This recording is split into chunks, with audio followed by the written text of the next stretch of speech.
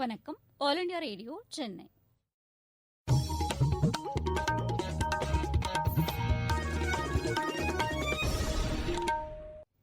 மாநில செய்திகள் வாசிப்பவர் சுதாகுமரன். தலைப்புச் செய்திகள்: கோவிட்-19க்கு எதிரான போரில் 2 தடுப்பு மருந்துகளுக்கு அனுமதி வழங்கியிருப்பது ஒரு திருப்பு முனையாகும் என்று பிரதமர் திரு நரேந்திர மோடி கூறியுள்ளார்.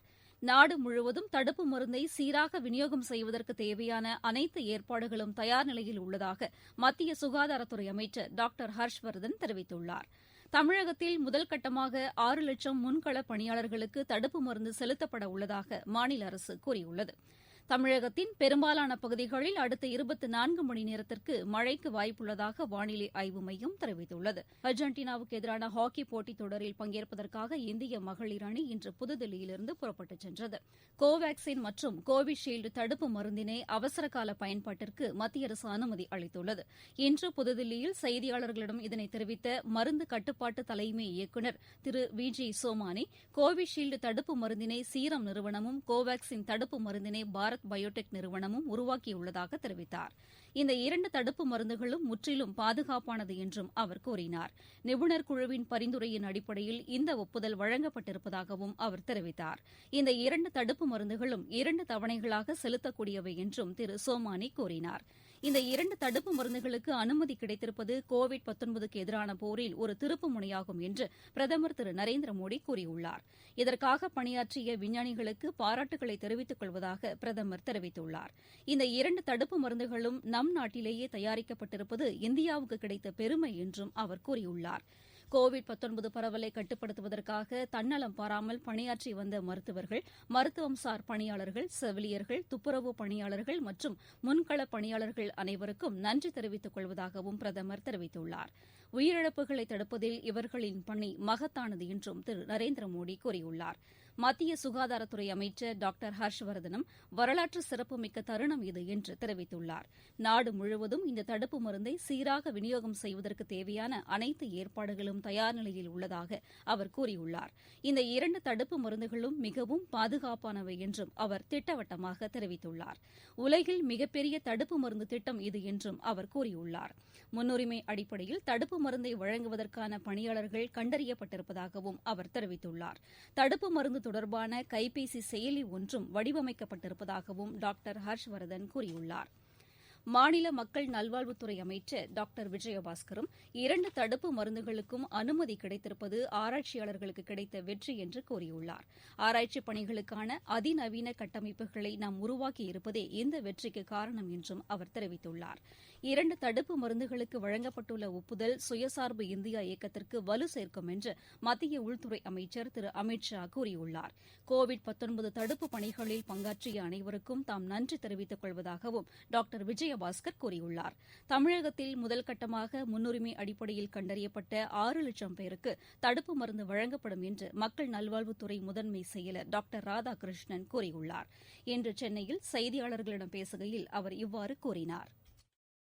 ஃபர்ஸ்ட் சுகாதார பணியாளர்கள்னா மருத்துவர், செவிலியர் மட்டுமல்ல, பார்மசிஸ்ட், லேப் டெக்னீஷியன்ஸ், அடிமட்ட ஊழியர் வரை அந்த சுகாதார வளாகத்தில் பணி செய்யும் அனைவருக்கும் ஒரு 6 லட்சம் பேர், அரசு, தனியார், ஆர்ம்டு ஃபோர்ஸஸ் எல்லாத்தையும் நம்ம பட்டியலிட்டு கொடுத்துருக்கோம். கம்ப்யூட்டர்லையும் ஏற்றிட்டோம். அவங்களுக்கான எல்லாமே தயார் பண்ணி வச்சுட்டோம். இதோடு சேர்ந்து முன்கள பணியாளர்களுக்கான பட்டியல் தயார் பண்ணுறதுக்கு மாவட்ட ஆட்சியர்களுக்கு சொல்லியிருக்கோம். இது சப்ளை ஷெட்யூல் பேஸ் பண்ணி தான் அவங்க கொடுப்பாங்க. இப்போ இந்த சப்ளையர்ஸ், இந்த 2 வேக்சின் அப்ரூவல் கிடைத்தவர்கள் எவ்வளோ எங்ககிட்ட ஏற்கனவே நீங்கள் பார்த்துருப்பீங்க, அவங்க ஸ்டாக் வச்சுருக்கேங்கிற தகவல்களையும் சீரம் இன்ஸ்டியூட்டெல்லாம் தகவல் சொல்லியிருக்கேன். இது எல்லாமே மத்திய அரசு தெரிவித்து மத்திய அரசு அதை டிவைட் பண்ணி எல்லாருக்கும் கொடுப்பாங்க. அதன் அடுத்தபடியாக 50 வயசுக்கு மேற்பட்டோர், அதுக்கப்புறம் கூட்டு நோய் உள்ளவர்கள் போன்றவை அவங்க ப்ரியாரிட்டைஸ் பண்ணியிருக்காங்க. இதற்கிடையே கோவாக்சின் தடுப்பு மருந்து மிகவும் பாதுகாப்பானது என பாரத் பயோடெக் நிறுவனத்தின் இணை நிர்வாக இயக்குநர் திருமதி சுசித்ரா எல்லா கூறியுள்ளார். சென்னை அகில இந்திய வானொலிக்கு அளித்த சிறப்பு நேர்காணலில் அவர் இதனை தெரிவித்தார். பாதுகாப்புக்குதான் உயர் முன்னுரிமை அளித்து இந்த தடுப்பு மருந்து உருவாக்கப்பட்டிருப்பதாகவும் அவர் கூறினார். இந்த தடுப்பு ஊசி சேஃபா இருக்கா இல்லையா அப்படின்றதுதான் ஃபர்ஸ்ட் செக் பண்ற ஒரு பாராமீட்டர். அதுதான் ஃபர்ஸ்ட் குறிக்கோள், வேற எதுவுமே கிடையாது. அது வேலை செய்யலனாலும் பரவாயில்ல, ஆனா அது சேஃப்டியா இருக்கணும். தடுப்பு ஊசின்றது எல்லாருக்குமே தெரியும் ஓரளவுக்கு. ஏன்னா இது நம்ம இப்போ ஜுரம் வந்த அப்புறம் ஆன்டிபயோட்டிக் அது மாதிரி எல்லாம் ஏதாவது யூஸ் பண்ணுவோம், ஏதாவது ஒரு காய்ச்சலோ இல்ல வேற ஏதாவது ஒரு நோய் வந்த அப்புறம் தான். தடுப்பு ஊசின்றது அப்படி இல்லை. ஏன்னா அந்த நோய் வராததுக்கு முன்னாடியே நம்ம அந்த நோய் வராமல் இருக்கிறதுக்காக எடுத்துக்கொள்றதுதான் தடுப்பு ஊசி. ஹெல்தியா இருக்கிற மக்களுக்கு தான் நம்ம இதை கொடுக்க போறோம். அதனால இந்த வேக்சின் அப்படின்றது யாருக்குமே எந்த ஒரு கெடுதல் உண்டு பண்ணக்கூடாது. இந்த நேர்காணல் முழுமையாக இன்றிரவு 9 மணிக்கு சென்னை அகில இந்திய வானொலியின் அலைவரிசை ஒன்றில் ஒலிபரப்பாகிறது. மாநிலத்தில் உள்ள அனைத்து வானொலி நிலையங்களும் இதனை அஞ்சல் செய்யும். கோவிட்-19 பரவலை கட்டுப்படுத்துவதற்காக பிரதமர் திரு நரேந்திர மோடி தலைமையிலான அரசு மேற்கொண்ட உறுதியான நடவடிக்கைகள் காரணமாக இந்த நோய் தொற்று கட்டுக்குள் உள்ளதாக பிஜேபி மாநில தலைவர் திரு எல் முருகன் கூறியுள்ளார். வேலூரில் பிஜேபி சார்பில் நடைபெற்ற நிகழ்ச்சியில் கலந்து கொண்டு அவர் பேசினார். விவசாயிகளின் நலனை கருத்தில் கொண்டுதான் வேளாண் சட்டங்களை மத்திய அரசு கொண்டு வந்துள்ளதாகவும் அவர் தெரிவித்தார். இந்த சட்டங்கள் தொடர்பாக திமுக தவறான தகவல்களை பரப்பி வருவதாகவும் திரு முருகன் குற்றம் சாட்டினார். தமிழகத்தில் கோவிட்-19 பரவல் தொடர்ந்து கட்டுக்குள் உள்ளது. இன்று இந்த நோய் தொற்று 867 பேருக்கு உறுதி செய்யப்பட்டதாகவும் 1002 பேர் குணமடைந்ததாகவும் மாநில அரசின் செய்திக்குறிப்பு தெரிவிக்கிறது. நீங்கள் கேட்டுக் கொண்டிருப்பது ஆல் இண்டியா ரேடியோவின் மாநில செய்தி அறிக்கை. கோவிட்-19ற்கு எதிரான போரில் நமக்கான 3 கவசங்கள். முகக்கவசம் அணிவோம், தனிநபர் இடைவெளியை கடைபிடிப்போம், கை மற்றும் முக சுத்தம் பராமரிப்போம். அனைத்து தரப்பினரும் பயன்பெறும் வகையில் தமிழக அரசு திட்டங்களை செயல்படுத்தி வருவதாக அஇஅதிமுக இணை ஒருங்கிணைப்பாளரும் முதலமைச்சருமான திரு எடப்பாடி பழனிசாமி கூறியுள்ளார். தூத்துக்குடி மாவட்டத்திற்குட்பட்ட பல்வேறு பகுதிகளில் இன்று தேர்தல் பிரச்சாரம் மேற்கொண்டும் பல்வேறு தரப்பினருடன் கலந்துரையாடியும் அவர் பேசினார். ஏழை மக்கள் வசிக்கும் பகுதிகளுக்கே சென்று சிகிச்சை அளிப்பதற்காக மினி கிளினிக்குகள் தொடங்கப்பட்டுள்ளதாகவும் அவர் கூறினார். மருத்துவ படிப்பு மாணவர் சேர்க்கையில் அரசு பள்ளி மாணவர்களுக்கு 7.5% உள் ஒதுக்கீடு வழங்கப்பட்டிருப்பதையும் அவர் சுட்டிக்காட்டினார். ஏழை மக்கள் பொங்கல் பண்டிகையை சிறப்பாக கொண்டாட வேண்டும் என்ற நோக்கில்தான் பொங்கல் பரிசு தொகுப்பு அறிவிக்கப்பட்டிருப்பதாகவும் திரு எடப்பாடி பழனிசாமி தெரிவித்தார். தமிழகத்தில் திமுக ஆட்சி பொறுப்பேற்றால் மக்களவைத் தேர்தலின்போது அறிவித்த வாக்குறுதிகள் நிறைவேற்றப்படும் என்று அக்கட்சியின் தலைவர் திரு மு க ஸ்டாலின் கூறியுள்ளார்.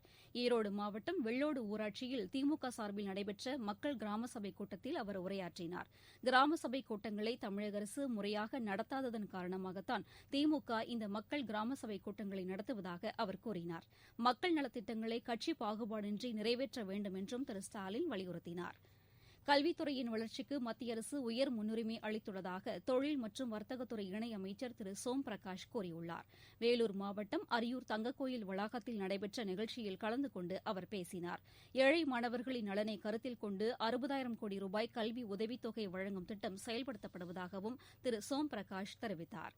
தமிழகத்தின் பெரும்பாலான இடங்களில் அடுத்த 24 மணி நேரத்திற்குள் மிதமான மழை பெய்ய வாய்ப்புள்ளதாக சென்னை வானிலை ஆய்வு மையத்தின் இயக்குநர் திரு புவியரசன் கூறியுள்ளார். எமது செய்தியாளரிடம் பேசுகையில் அவர் இவ்வாறு கூறினார். வளிமண்டல மேலடுக்கு சுழற்சி காரணமாக அடுத்த 24 மணி நேரத்திற்கு தமிழகம் மற்றும் புதுவை காரைக்கால் பகுதிகளில் பெரும்பாலான இடங்களில் லேசான முதல் மிதமான மழை பெய்யக்கூடும். நாளை வட தமிழகம் மற்றும் புதுச்சேரி காரைக்கால் பகுதிகளில் ஓரிரு இடங்களில் லேசான முதல் மிதமான மழையும், தென் தமிழகத்தில் பரவலாக லேசானது முதல் மிதமான மழை பெய்யக்கூடும். 5-6 தேதிகளில் தமிழகம் மற்றும் புதுவை காரைக்கால் பகுதிகளில் பெரும்பாலான இடங்களில் இடிமின்னலுடன் கூடிய லேசானது முதல் மிதமான மழையும், கடலூர், மயிலாடுதுறை, நாகப்பட்டினம், தஞ்சாவூர், திருவாரூர் மற்றும் புதுவை காரைக்கால் பகுதிகளில் ஓரிரு இடங்களில் இடி மின்னலுடன் கூடிய கனமழை பெய்யக்கூடும். சென்னை மற்றும் புறநகர் பகுதிகளை பொறுத்தவரை அடுத்த 48 மணி நேரத்திற்கு வானம் பொதுவாக மேகமூட்டத்துடன் காணப்படும். நகரின் ஒரு சில பகுதிகளில் இடி மின்னலுடன் கூடிய லேசானது முதல் மிதமான மழை பெய்யக்கூடும். மீனவருக்கான எச்சரிக்கை ஏதுமில்லை. விளையாட்டுச் செய்திகள். அர்ஜென்டினாவுக்கு எதிரான ஹாக்கி போட்டித் தொடரில் பங்கேற்பதற்காக இந்திய மகளிர் அணி இன்று புதுதில்லியிலிருந்து புறப்பட்டுச் சென்றது. அர்ஜென்டினாவுக்கு எதிரான 4 போட்டிகளில் இந்தியா பங்கேற்கிறது. இதனைத் தொடர்ந்து அந்நாட்டு ஜூனியர் அணி மற்றும் பி அணிக்கு எதிரான தலா 2 போட்டிகளிலும் இந்தியா பங்கேற்கிறது. கோவிட்-19 காரணமாக சுமார் ஓராண்டு இடைவெளிக்கு பிறகு இந்திய மகளிர் அணி ஹாக்கி போட்டியில் பங்கேற்க உள்ளது. மீண்டும் தலைப்புச் செய்திகள். கோவிட்-19க்கு எதிரான போரில் 2 தடுப்பு மருந்துகளுக்கு அனுமதி வழங்கியிருப்பது ஒரு திருப்பு முனையாகும் என்று பிரதமர் திரு நரேந்திர மோடி கூறியுள்ளார். நாடு முழுவதும் தடுப்பு மருந்தை சீராக விநியோகம் செய்வதற்கு தேவையான அனைத்து ஏற்பாடுகளும் தயார் நிலையில் உள்ளதாக மத்திய சுகாதாரத்துறை அமைச்சர் டாக்டர் ஹர்ஷ்வர்தன் தெரிவித்துள்ளார். தமிழகத்தில் முதற்கட்டமாக 6 லட்சம் முன்கள பணியாளர்களுக்கு தடுப்பு மருந்து செலுத்தப்பட உள்ளதாக மாநில அரசு கூறியுள்ளது. தமிழகத்தின் பெரும்பாலான பகுதிகளில் அடுத்த 24 மணி நேரத்திற்கு மழைக்கு வாய்ப்புள்ளதாக வானிலை ஆய்வு மையம் தெரிவித்துள்ளது. அர்ஜென்டினாவுக்கு எதிரான ஹாக்கி போட்டித் தொடரில் பங்கேற்பதற்காக இந்திய மகளிர் அணி இன்று புதுதில்லியிலிருந்து புறப்பட்டுச் சென்றது. இத்துடன் இந்த செய்தியறிக்கை நிறைவடைந்தது. எமது செய்திகளை உடனுக்குடன் AIR News_ சென்னை என்ற டுவிட்டர் பக்கத்திலும், செய்தி தொகுப்புகளை all India radio news Chennai என்ற யூடியூப் சேனலிலும் அறிந்து கொள்ளலாம்.